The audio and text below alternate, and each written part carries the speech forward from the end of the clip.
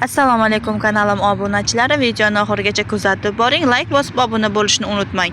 Ozoda Nursaidova klipini suratga olish jarayoni fojiaga aylanib ketdi. Model og'ir jarohat oldi.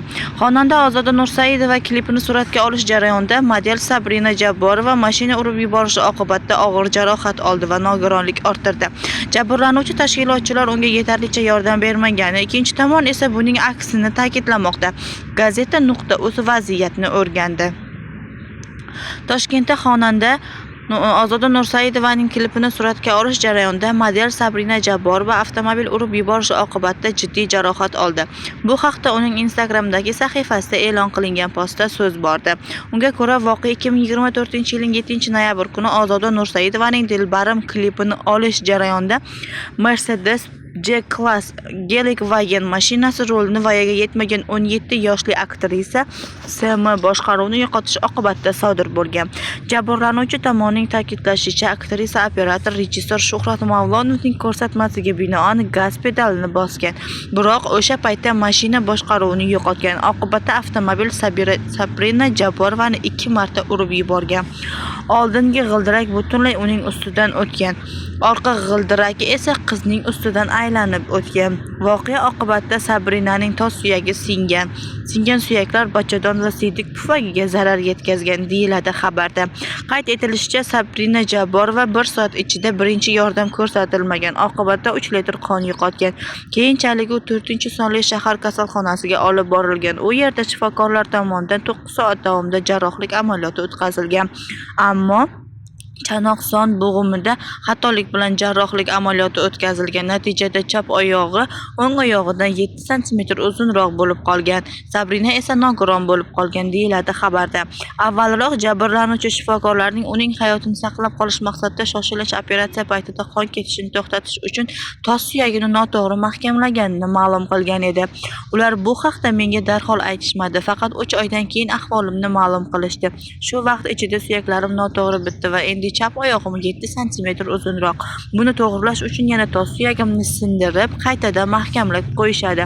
Shifokorlarning aytishicha, bunday operatsiya 0,5-1% hollarda uchraydi. Ko'pincha bunday baxtsiz hodisalarda odamlar halok bo'ladi, lekin men tirik qoldim, dedi u o'tgan hafta. Nashrning ta'kidlashicha, voyaga yetmagan aktrisani suratga olish maydonchasiga rejissor va prodyuser Mahad Qayum taklif qilgan. U aktrisaning haydovchilik qobiliyatini tasdiqlab, avtomobilni boshqarishga ruxsat bergan. Tasvirga olish tashkilotchilari va boshqa aybdorlar jabrlanuvchiga tegishli yordam ko'rsatmagan. 4 oy davomida ular faqat $500 to'lashdi. Buni suratga olishning texnik qoidalarini buzganlik uchun jarima deb hisoblashdi. Jabrlanuvchining onasi Sabrinani oyoqqa turg'izish uchun yordam so'ragandi va faqat quruq va'dalar va tahdidlar eshitdi.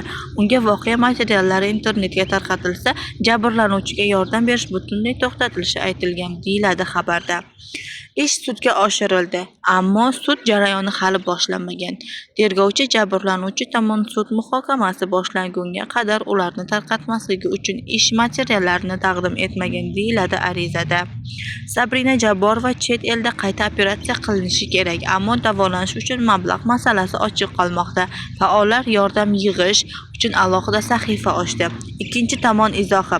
Ozoda Nursaidovaning menejeri Dilmurod Sattorovning Gazeta.uzga ma'lum qilishicha, uning jamoasi Dilbarim klipini suratga olish jarayonida ishtirok etmagan. Biz rejissor va uning jamoasidan klip suratga olishni buyurtma qildik. Voqeadan xabar topgach, Ozoda bilan birga darhol maydonga yetib bordik. Voqea joyida tez yordam shifokorlari yordam ko'rsatayotgan ekan. Keyinroq tez yordam mashinasi keldi va u bilan birga shifoxonaga bordim. U 3-4 soat davomida tekshirildi va operatsiya qilindi, dedi u. Uning so'zlariga ko'ra, shu bilan Toshkent shahri ichki ishlar bo'limi tomonidan jinoyat ishi qo'zg'atilgan va hozirda tergov harakatlari olib borilmoqda. Ozoda opa yosh qiz shunday halokatga tushib qoldi, yig'ladi va insoniylik jihatdan uni har tomonlama qo'llab-quvvatlashga harakat qildi. Bu voqeaga 3 oy bo'lsa, o'sha kundan beri unga har oyda xarajatlari, dori-darmon, pampers va boshqalar uchun $500 pul va uy ijarasi uchun alohida pul berdik.